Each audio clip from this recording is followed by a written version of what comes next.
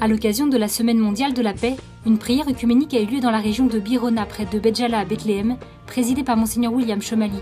Un événement qui a vu la participation de nombreux prêtres et citoyens locaux, ainsi que de nombreux étrangers, tous unis en solidarité avec le peuple palestinien.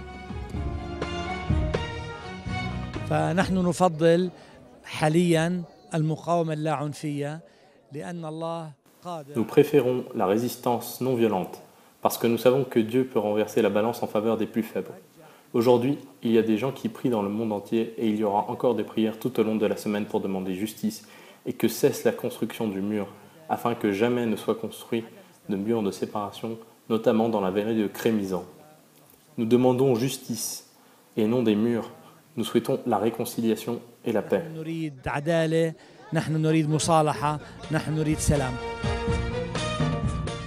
Une prière qui a été organisée par la Coalition nationale des organisations chrétiennes en Palestine, en collaboration avec le Forum œcuménique du Conseil mondial des Églises. Les invocations pour la paix à cette occasion ont été faites en arabe et en anglais. منذ 2007 ونحن نقوم بهذا النشاط سنويا أسبوع صلاة وتضامن مع الشعب الفلسطيني مع التركيز على انتهاكات حقوق الشعب الفلسطيني سواء كان الجدار. Nous organisons cette activité depuis 2007, une semaine de prière en signe de solidarité avec le peuple palestinien, centrée notamment sur la violation de nos droits, sur des sujets comme le mur, Jérusalem, les prisonniers et les colonies. Le choix cette année coïncide avec ce qui se passe dans notre pays. À partir de demain, il y aura plus de 31 pays à travers le monde en solidarité avec le peuple palestinien, qui croit en notre droit en tant que peuple qui a un patrimoine et des racines et qui mérite de vivre dans la liberté et la dignité.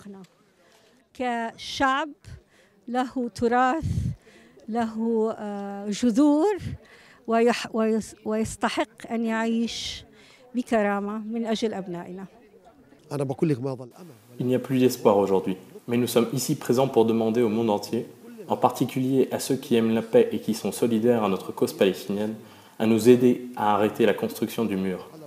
Nous n'encourageons personne à immigrer malgré tout ce qui se passe, car où irions-nous? Il n'est pas facile de quitter notre pays. Et puis, qui nous accueillera?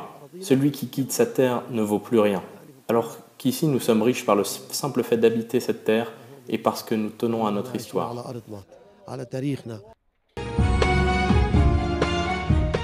Dans un imbroglio juridique complexe, 58 familles chrétiennes de la région se sont vues exproprier leurs terres agricoles pour la construction d'une partie du mur de séparation.